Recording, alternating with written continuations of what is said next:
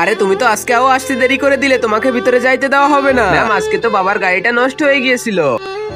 দেরি করে আইছিস, এবার বাইরে দাঁড়িয়ে থাক। তোর মতন মেয়েদের তো এমনই হওয়া উচিত। আরে তুমি এত দেরি করে আসিছো কেন? আরে আমার গাড়িটা রাস্তায় নষ্ট হয়ে গিয়েছিল। আরে অনেক খারাপ হয়েছে, আমি গার্ডকে দিয়ে এখনই তোমার গাড়ি ঠিক করতে পাঠাচ্ছি। টিচার তো সবসময় আমাদের উপরে অনেক জুলুম খাটায়। আরে এভাবে ঘুরে আমার দিকে তাকাচ্ছ কেন? এরপরে সব কয়টা ক্লাস এভাবে দাঁড়িয়ে থাকবে। ম্যাডাম তো গরিব বাচ্চাদের শুধু এমনটাই করে। ফার্স্ট তো আমাকে অনেক সুন্দর একটা ব্যাগ দিয়েছে। ম্যাম আমি এই প্রশ্নটা বুঝতে পারতেছি না। আর এই দেখেন আমার ঘর থেকে কতগুলো সবজি নিয়ে এসেছি। ম্যাম এই কোশ্চেনটা তো আমাকে বুঝিয়ে দেন। কালকে আমি বুঝাচ্ছিলাম, তুমি কোথায় ছিলে? আমি এক কোশ্চেন বারবার বুঝাইতে পারবো না। ম্যাডাম আমার কিছু প্রশ্ন বুঝতে পারি না। আরে তুমি কেন আইছো? তুমি ওখানে চলো, আমি যাইতেছি। এই টিচার তো আমাদের সাথে অনেক বেশি করতেছে, এর তো শিক্ষা দিতেই হবে। ম্যাডাম তোমার কি লজ্জা করে না? তুমি গরিব ধনীর সাথে আমাদেরকে তুলনা করতেছো। এখানে তুমি পড়াতে এসেছো, এখানে ভেদাভেদ কেন খুঁজো? স্কুলে একটা মন্দিরের সময়, এখানে তোমাকে আমি কলঙ্ক লাগাইতে দিব না। তুই আমার কিছুই করতে পারবি না, তুই এখান থেকে চলে যা, না হলে অনেক খারাপ হয়ে যাবে। এই দেখো আমি তোমার ভিডিও সব করে নিয়েছি, এখনই তুমি এখান থেকে বেরিয়ে যাও। তারপরে যা হলো। তার আগে মহান আল্লাহকে তুমি ভালোবাসলে লাইক এন্ড সাবস্ক্রাইব করে দাও। আর পার্ট 2 দেখতে চাইলে অবশ্যই কমেন্টে পার্ট 2 লিখো।